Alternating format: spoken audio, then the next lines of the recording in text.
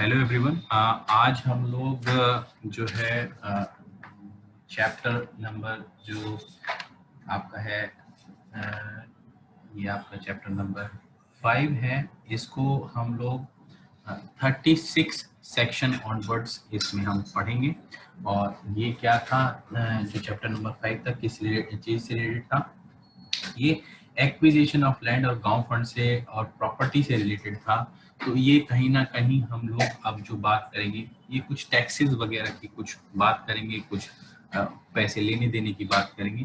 तो उनको हम लोग इस जो है सेशन में डिस्कस करेंगे। तो सबसे पहले देख लेते हैं सेक्शन 36 में बोरो, पावर टू बोरो।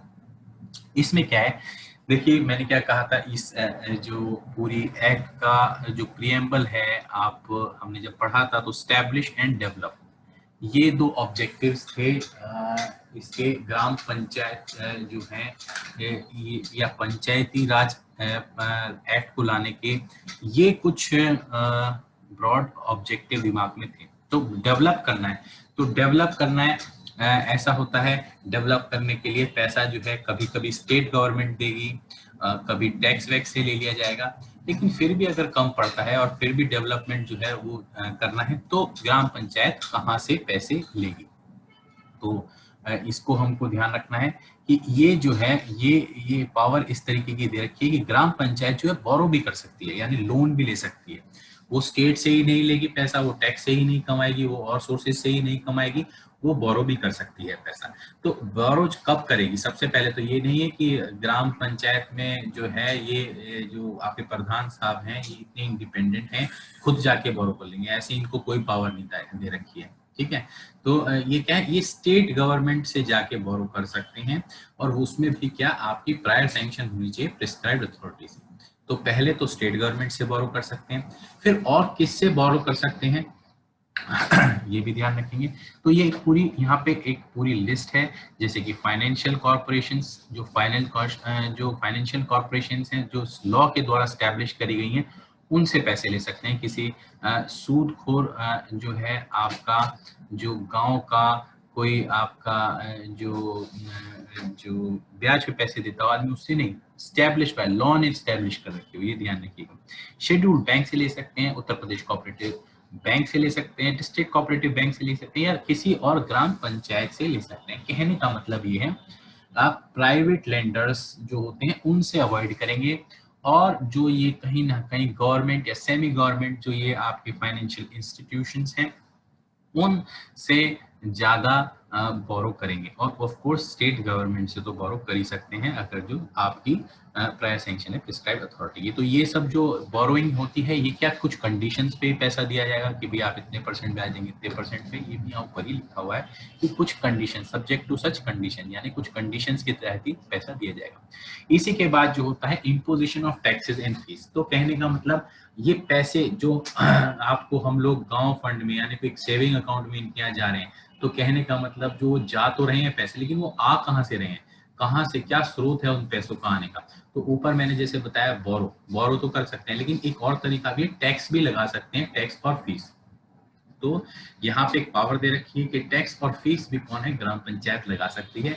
और इस टैक्स और फीस में आपको ये ध्यान रखना है कि ये टैक्स और फीस जो है दो प्रकार की, जो शैल और मे। ये क्वेश्चन जो है ये आपका प्री में आया हुआ है और इवन मेंस में भी आया हुआ है कि कौन से ऐसे टैक्सेस हैं जो ग्राम पंचायत इम्पोज करेगी ही करेगी। ठीक है, तो वो आपको सिर्फ दो हैं कि उसको करने ही करने हैं, और एक जो है वो उसकी इच्छा है, मे लेवाई एनी टैक्स और फीस। तो कोई कुछ ऐसे टैक्सेस हैं ए और बी के अलावा, जो बाकी सारे टैक्सेस हैं हम देखेंगे कि वो क्या है, इच्छा पे डिपेंड करते हैं, चाहे तो ग्राम पंचायत ले और चाहे तो ना ले। सबसे पहले ये शैल वाले देख लेते हैं जो ज्यादा इंपॉर्टेंट हैं और जो जिनकी प्रोबेबिलिटी ज्यादा है। तो देखिएगा, आपको एक थोड़ा सा यहीं पे डिस्टिंक्शन समझ में आना चाहिए। एक्चुअली क्या होता है, स्टेट की रेवेन्यू का बहुत बड़ा हिस्सा जो होता है वो क्या होता है आपका, कैसे आता है, वो आपका आता है जो स्टैंप्स लगते हैं प्रॉपर्टीज पे। स्टैंप्स कब लगते हैं, जब कोई ले बेच होती है प्रॉपर्टी की तो उसमें स्टैंप्स लगते हैं। तो वो एक बहुत बड़ा जरिया होता है स्टेट की रेवेन्यू का। ठीक है, अब यहाँ पे क्या लिखा हुआ है, यहाँ पे ये लिखा हुआ है कि जब भी कोई right title interest of intermediate has been acquired, ठीक है, कोई जब राइट टाइटल इंटरेस्ट एक्वायर किया होगा, यूपीजेड है या जनूसर बावर जमींदारी एबोलिशन, ये 3-4 एक्ट्स दे रखी इनके तहत, यानी जैसे कोई सिरदार भूमिदार, उनका कोई स्टेटस चेंज हुआ होगा, कोई सिरदार से भूमिदार बन गया होगा यूपीजेड में, तो इस तरीके से जब इन लोगों का स्टेटस चेंज हुआ होगा तब भी क्या है, कुछ ना कुछ आपकी एक टैक्स लगा होगा, जो कितना लगा होगा एक प्रोपोर्शन दे रखा है, a tax on land not less than 25 पैसा बाय नॉट एक्सीडिंग 50 पैसा, ठीक है, तो 25 पैसे से कम नहीं, लेकिन 50 पैसे से ज्यादा नहीं, ठीक है, on the amount of land revenue payable और deem to be payable thereafter. तो कहने का मतलब जब भी राइट्स का क्या होगा, जब भी राइट्स जो होंगी ये एक दूसरे की चेंज होंगी, उस चेंज में जैसे कि आपका यहाँ पे सेल परचेज और सेल होती है प्रॉपर्टी की शहरों में, और आपका रजिस्ट्री ऑफिस में स्टाम्प दाखिल करना होता है। गांव में भी इस तरीके से जब कहीं ना कहीं इंटरमीडिएट्स का इंटरेस्ट जो है एक उसकी इंटरेस्ट से, किसी इंटरेस्ट होल्डर से वो दूसरा इंटरेस्ट होल्डर बन रहा है, सिरदार से भूमिदार बन रहा है, तो इस तरीके से क्या है, जब उसका स्टेटस चेंज हो रहा है तो उसमें आपको एक टैक्स देना पड़ेगा। तो ये टैक्स लगेगा ही लगेगा, अवॉइड नहीं कर सकते, और इसको ग्राम पंचायत को लगाना ही लगाना है, ठीक है। इसी के बाद हम ये एक प्रोवाइजो दे रखा है यहाँ पे दे रखा है, ये कहता है अगर कोई लैंड जो है किसी की एक्चुअल कल्टीवेशन में है, ठीक है, तो उस सिचुएशन में भाई देखिए क्या, एक होता है पोजेसर और एक होता है लैंडलॉर्ड, ठीक है। लैंडलॉर्ड कोई भी हो सकता है, और जो उसका पोजेसर होगा वो क्या होगा, उसको वो लैंड क्या है, उसको उस पे लैंड पे जोतने के लिए, उसको यानी उसको आपको कल्टीवेशन करने के लिए कुछ राइट्स दे रखी होंगी लैंडलॉर्ड ने, ठीक है। तो अब ये जो राइट्स दे रखी होंगी, तो ये जो होंगी क्या होगा, ये एक्चुअल कल्टीवेटर होगा, ये एक्चुअल कल्टीवेटर होगा। कल्टीवेटर कौन है, वो लैंडलॉर्ड नहीं होगा। तो टैक्स कौन देगा, ये कल्टीवेटर टैक्स देगा, ना कि लैंड ओनर। क्यों, क्योंकि जमीन का इस्तेमाल ये कर रहा है, तो इस वजह से ये देगा, ठीक है। तो एक तो ये चीज हो गई जो ग्राम पंचायत टैक्स के रूप में लेगी ही लेगी। उसके बाद एक टैक्स लगेगा, ये ऊपर वाले एरियाज जो हैं, ये तो in area other than those referred in clause 1, ऊपर वाले दिए हुए एरियाज पे, ठीक है, एक टैक्स लगेगा क्या, इसके द्वारा ग्राम पंचायत के द्वारा, किस पे, लैंड रिवेन्यू पे, और उसका एक अमाउंट भी दे रखा है कितना लगेगा। तो एक टैक्स लगेगा लैंड रिवेन्यू पे और वो क्या, टेनेंट को देना पड़ेगा, जो on the amount of land revenue payable by the tenant, जो लैंड रिवेन्यू टेनेंट देता है वो उस पे कहीं ना कहीं वो टैक्स लगेगा। तो ये टैक्स जो है आपका ये भी अब प्रोवाइजो में ये दे रखा है, जिसकी एक्चुअल कल्टीवेशन में होगा वो देगा इस टैक्स को, ना कि लैंडलॉर्ड देगा। तो ये दूसरा टाइप का टैक्स हुआ, जो किसकी, land revenue payable by tenant पे लगता है, और वो कौन कब कितना लगता है, कि वो लैंड रिवेन्यू पे लगता है टैक्स। तो कहने का मतलब जो टेनेंट लैंड रिवेन्यू दे रहा है उस पे कहीं ना कहीं टैक्स लग रहा है। तो ये दोनों इंपॉर्टेंट है। इसी के बाद ये सी ऑनवर्ड्स जो हो जाते हैं, ये क्या है, ये आपके मैंडेटरी नहीं है, ये आर नॉट मैंडेटरी, और इनको ही क्या है, आप ग्राम पंचायत इनकी इच्छा है चाहे कलेक्ट करें चाहे ना करें। देखिए जैसे कैसा है, थिएटर, सिनेमा और सिमिलर एंटरटेनमेंट के साधन है, तो उन पे भी एक निश्चित टैक्स लगाया जा सकता है। और एनिमल्स एंड व्हीकल्स, जो गांव में बुलक कार्ट्स वगैरह होती हैं, ये नहीं कि मैकेनिकल व्हीकल्स, ये ध्यान रखिएगा, ये नहीं मोटर इंजन वाली गाड़ी, उस पे ये जो है ग्राम पंचायत लगाती है। ये मोटर गाड़ियां शहरों में चलती हैं, गांव में चलते हैं आपकी घोड़ा गाड़ी, जो बुग्गी, इस तरीके के अगर आपके चीजें चलती हैं जो गाँव में चलती है, तो इस पे भी टैक्स लगा सकती है कौन, ग्राम पंचायत, अगर जो उसको लगता है कि लगाने चाहिए, ठीक है। कंपलसरी नहीं है ये टैक्स। देखिए आप तभी आप देखते होंगे गांव में क्या है, ये सारे बहुत सारे जो भैंसे होते हैं, इनसे एक उसको बना दिया जाता है जिसको बुगी कहा जाता है। तो ऐसा नहीं, उनके गांव वालों पे बेचारों पे वैसे ही पैसे कम होते हैं और उन पे टैक्स लगा दो तो एकदम रिवोल्ट का कारण बन जाएगा, ऐसा नहीं होता। तो इसको मे वाले टैक्स को नहीं लगाते ज्यादातर ग्राम पंचायत, ठीक है। सेल्स ऑफ गुड्स, जो मार्केट में कुछ सेल वेल करते हैं, गुड्स हट्स और बाजार में करते हैं, उन पे भी कुछ टैक्स लगाया जा सकता है ग्राम पंचायत द्वारा। एनिमल के registration, fees on the animal registration of animal sold, कोई जो पशु मेला लगता है उसमें ले बेच पे जो आपके गाय भैंस बेची जाती है, उन पे भी टैक्स लगा सकती है ग्राम पंचायत। स्लॉटर हाउस, कहने का मतलब जहाँ पे कटान होता है एनिमल्स का, भैंसों का, गायों का, उस पे भी टैक्स लगा सकती है। तो हाँ, ये एक अच्छी सोर्स है पैसे की कमाने की, लेकिन क्या है, ये कई बार जो है अदर लॉस के साथ टकरा जाती है, इस वजह से ये जो है सक्सेस नहीं हो पाते हैं स्लॉटर हाउस पे फीस जो होती है। अच्छा, यहाँ एक और चीज, ये फीस लग रही है यहाँ पे, यहाँ टैक्स नहीं लग रहा है, ठीक है, सॉरी, ये ऊपर जो है टैक्स सिर्फ उसमें लगा था जहाँ कहीं माल वाल बेचा गया था मेले में, फीस लग रही है जो आपके एनिमल सोल्ड करे गए या स्लॉटर हाउस है यहाँ। ऐसे ही क्या है कि वाटर रेट, ये भी इम्पोर्टेंट है, ये रेट लगता है यहाँ पे, रेट, ना फीस ना टैक्स ना रेट, तो यहाँ पे क्या लगा, रेट, एक वाटर रेट लगता है डोमेस्टिक कंजम्पशन पे, जितना आप पानी इस्तेमाल करते हैं घर में, उस पे एक रेट लगता है जो ग्राम पंचायत लगा सकती है, ठीक है। ऐसे ही क्या होता है, आपकी जो प्राइवेट लेटरिन्स होती हैं, ड्रेन्स होते हैं, जो ओनर और ऑक्यूपायर होते हैं, उनकी साफ सफाई के लिए, देखिए पब्लिक की साफ जो ड्रेनेज वगैरह होगी, पब्लिक ड्रेनेज, उसमें उसका कोई टैक्स नहीं लगेगा। जो आपकी प्राइवेट जो होंगी, जो आप उनको प्राइवेट यूज करते होंगे, तो उन पे ग्राम पंचायत इस तरीके के टैक्स लगा सकती है, ठीक है। तो ये देखिएगा, इसी तरीके से tax on cleaning, lighting and sanitation, cleaning वगैरह में, लाइटिंग, सैनिटेशन, हेल्थ वेल्थ से संबंधित चीजों पे, इस पे भी टैक्स लगता है। और फिर इरिगेशन लगता है, ऊपर क्या था, वो डोमेस्टिक कंजम्पशन के लिए पानी था, यहाँ क्या है, खेत वेत में पानी जो आप इस्तेमाल करते हैं उस पे कोई पैसा लगाया जा सकता है, रेट लगाया जा सकता है, और वो जो है वसूला जा सकता है ग्राम पंचायत, तो ये भी नहीं है, ठीक है। अब कोई और other tax, any other tax, state legislature जिसको आप कॉन्स्टिट्यूशन के आर्टिकल 227 में इम्पोज करती है, उस टैक्स को भी क्या ऑथराइज किया जा सकता है स्टेट गवर्नमेंट के द्वारा कि ये क्या इस ग्राम पंचायत द्वारा लिए जाए, ठीक है। तो ये इस तरीके के टैक्स जो हैं कहीं ना कहीं लिए जा सकते हैं, इनमें शैल और मे में जरूर ध्यान रखिएगा, ये इंपॉर्टेंट है। और उसमें भी मे में जो है आप ऑब्जेक्टिव टाइप क्वेश्चंस में से कौन से पे रेट लगता है, रेट एक अलग सी चीज है, रेट किस पे लगता है, तो वाटर रेट लगता है, इरिगेशन रेट लगता है। सब क्लॉज 2 देख लेते हैं। ये कब लगाए जाएंगे, ये टैक्स रेट्स और जो फीस हैं कब लगाए जाएंगे, तो ये जब लगाए जाएंगे जब प्रिस्क्राइब हो, कहने का मतलब जहां भी प्रिस्क्राइब हो गई, रूल्स बायलॉज में लगाया बताया गया तब तक लगाए जाएंगे, 6 महीने में, 2 महीने में, 1 महीने में, साल भर में, कैसे लगाए जाएंगे जैसा निर्धारित प्रिस्क्राइब हो वैसे, ठीक है।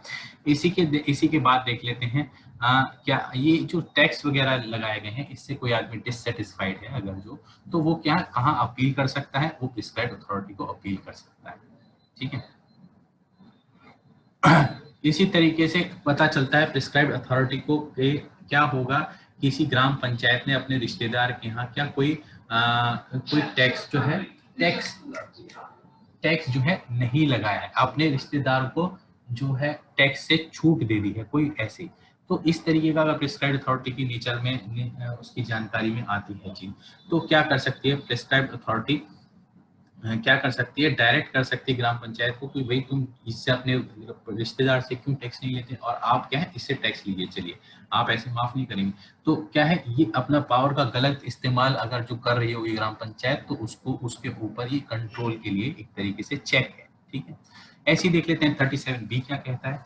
ये 37B क्या कहता है, जो टैक्स हैं, जो भी ड्यूज या टैक्स जो आपके ये टैक्स जो वसूलने थे और ये क्या ड्यू हो गए, किसी के ऊपर ड्यू हो गए, किसी ने दिए नहीं, ठीक है। और ये कैसे रिकॉर्ड की जाएंगे, ये रिकॉर्ड कर लिए जाएंगे as arrears of land revenue, कहने का मतलब जो जिस तरीके से लैंड रेवेन्यू देना था और वो लैंड रेवेन्यू ने नहीं दिया, यानी जो इनके कंधों पे ऑब्लिगेशंस थी वो इन्होंने पूरी नहीं करी, तो इनको रिकॉर्ड कर लिया जाएगा एरियर्स ऑफ लैंड रेवेन्यू। और ये क्या है, रिजोल्यूशन पास करके 3 महीने के अंदर क्या है इनका असेसमेंट कर लिया जाएगा कि क्या ये कितने सारे जो हैं ये ड्यू हैं, कितने सारे ये पे नहीं करे गए, ठीक है।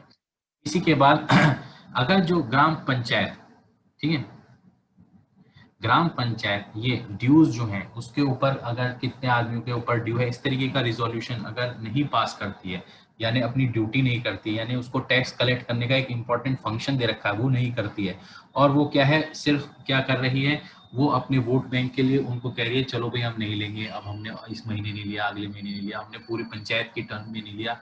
तो इस तरीके के अगर गलत फेवर्स कर रही है, उसको नहीं कर रही है और रिजोल्यूशन नहीं पास कर रही है, ठीक है, 3 मंथ के अंदर ड्यू होने के बाद भी, तो प्रिस्क्राइब अथॉरिटी क्या करेगी, प्रिस्क्राइब अथॉरिटी क्या ऑथराइज कर देगी रिकवर ऑफ सच ये जो एरियर्स ऑफ टैक्सेस हैं और लैंड रेवेन्यू, तो उसको ऑथराइज कर देगी कि किसी को भी ऑथराइज कर देगी कि भाई आप इनसे ये पैसे वसूलिए, ठीक है। इसी के बाद 37 सी है रिवीजन ऑफ टैक्स रेट और फीस, ठीक है। तो यहाँ ये रिवीजन है, देखिए क्या रिवीजन, क्या आपको पहले रिवीजन थोड़ा सा ब्रॉड पर्सपेक्ट में देखना पड़ेगा। एक बार मैं आपको कंपैरेटिवली कंपेयर करा देता हूँ। क्या रिवीजन बहुत जगह इस्तेमाल हुआ, रिवीजन इलेक्टोरल रोल का रिवीजन के बारे में बात करी गई जब हम कहीं ना सेक्शन 9 बात कर रहे थे, कहीं ना कहीं हम जो है 80s के सेक्शन में बात करेंगे रिवीजन पावर की। रिवीजन कौन सी वाली पावर होती है, वो जो रिवीजन की पावर होती है वो 89 में जो रिवीजन न्याय पंचायत करता है उस रिवीजन की बात हो रही है 89 में।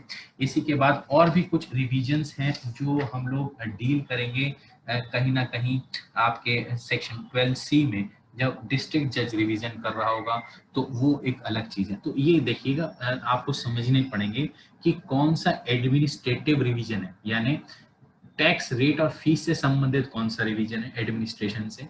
ऐसे इलेक्शन में वोटर लिस्ट से संबंधित क्या रिवीजन है, तो वो सेक्शन 9 में है। इसी के तरीके से आप देखेंगे अगर जो किसी की डिस्क्वालिफिकेशन तो नहीं, किसी के इलेक्शन को चैलेंज किया गया है, तो उसमें क्या आपका वहां क्या रिवीजन की, यानी कुछ ये जुडिशियल कुछ क्वेश्चन ऑफ आपका जुडिशियल क्वेश्चन जो है वो आ गया है कोई डिस्प्यूट में, तो उसमें डिस्ट्रिक्ट जज कब रिवीजन करेंगे।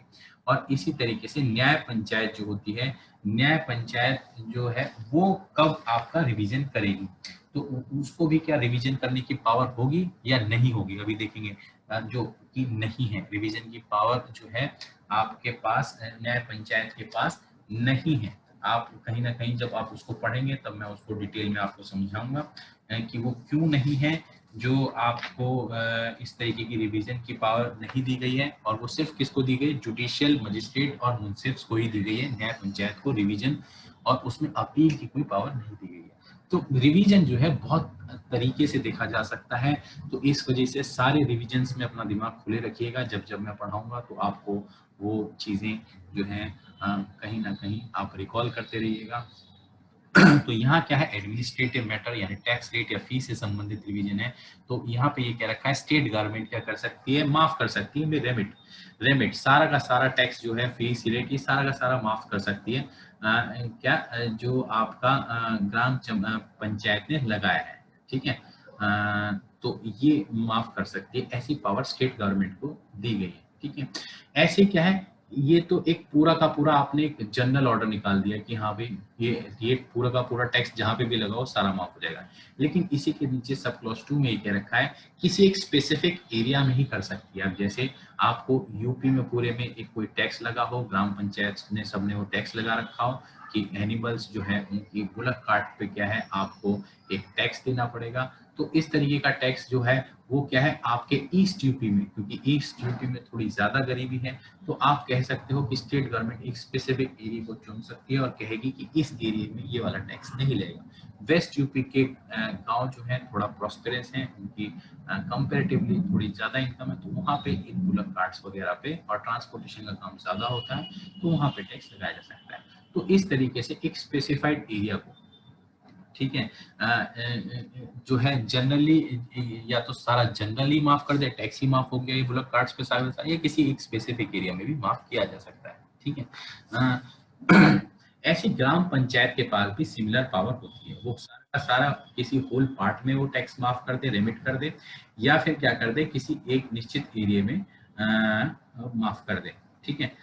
लेकिन एक यहाँ पे प्रोवाइजो दे रखा है कि ये टैक्स जो है अपनी मर्जी से नहीं करेगी ग्राम पंचायत माफ, ये क्या होगा, उसको पहले रिजोल्यूशन पास करना पड़ेगा इस संदर्भ में, और उसको इस रिजोल्यूशन को अप्रूव कराना पड़ेगा प्रिस्क्राइब्ड अथॉरिटी से। तो कहने का मतलब पूरा का पूरा एक स्पेसिफाइड प्रोसीजर है, ये कोई इन हाउस एक्टिविटी नहीं है। प्रधान ने सिर्फ अपने रिश्तेदारों को ही 4 का माफ कर दिया, ऐसे नहीं। अगर आपको टैक्स माफ करना है तो पूरी की पूरी आप एक मीटिंग करोगे, पूरे के पूरे मेंबर्स को बुलाओगे, उसमें एक रेजोल्यूशन लोगे, मेजोरिटी से डिसीजन होगा। अगर जो वो हो जाता है तो वो रेजोल्यूशन किसको, प्रिस्क्राइब्ड अथॉरिटी को भेजा जाएगा, और उसी के बाद वो क्या है, अप्रूव करेगी कि हाँ ये तुमने रेजोल्यूशन सही किया है या नहीं किया, और उसी के बाद अगर जो वो अप्रूव कर देती है तो वो टैक्स माफ रेमिट कर दिया जाएगा ग्राम पंचायत के द्वारा। इसी तरीके से अगर जो सोचिए कोई टैक्स किसी पे लगा दिया है, और टैक्स कुछ लोगों ने दे दिया है लेकिन कुछ लोगों ने नहीं दिया है, ठीक है। अब इसमें जब जिन लोगों ने कुछ टैक्स दे दिया है, उन टैक्स जो लोगों ने दे दिया है जिन्होंने, तो उनके देने के बाद कोई इस तरीके का ये ऑर्डर, ये कहते हैं आपका एक इस तरीके की सूचना आती है कि ये टैक्स माफ कर दिया, तो जिन लोगों ने दे दिया है उन लोगों को क्या होगी, उन लोगों को रिफंड कर दिया जाएगा ये वाला पैसा। तो यही सब क्लॉज 4 कहता है। इसी के बाद हम देख लेते हैं सेक्शन 38 क्या कहता है। तो ये कुछ पावर्स दे रखी हैं क्या आपके ग्राम पंचायत को, कि रियलाइजेशन कितना टैक्स ड्यू है जो है, ये कौन ग्राम पंचायत के पास पावर होगी कि वो अरेंज करेगा इस तरीके से कि कितना टैक्स ड्यू है पंचायत का, वो इस तरीके से पता करेगा, उसको रियलाइज करेगा, उसको वसूलेगा पैसे को। तो ये रियलाइजेशन पावर किसके पास, ग्राम पंचायत के पास है। वो टैक्सेस को भी वसूल सकता है, ड्यूज को भी वसूल सकता है जो आपकी नहीं दिए हैं लोगों ने, वो ड्यूज को भी, और इन सब की कस्टडी, जो ये जो टैक्स वैक्स कलेक्ट होंगे इनकी कस्टडी भी किसके पास होगी, और मेंटेनेंस ऑफ रिकॉर्ड की जो पावर है, ड्यूटी है, वो भी किसके पास होगी, वो ग्राम पंचायत के पास होगी। इसी तरीके से ये इंपॉर्टेंट है सेक्शन 39। एक्चुअली ये होना चैप्टर नंबर जो आपका 6 है उसमें होना चाहिए था, क्योंकि न्याय पंचायत से रिलेटेड है, लेकिन ये वहां पे नहीं। तो ये इम्पोर्टेंट हो जाता है इस वजह से, और आपको ये पता होनी चाहिए इसमें क्या क्या चीजें हैं, क्योंकि ये ऑब्जेक्टिव टाइप क्वेश्चन पूछा जा सकता है, ठीक है।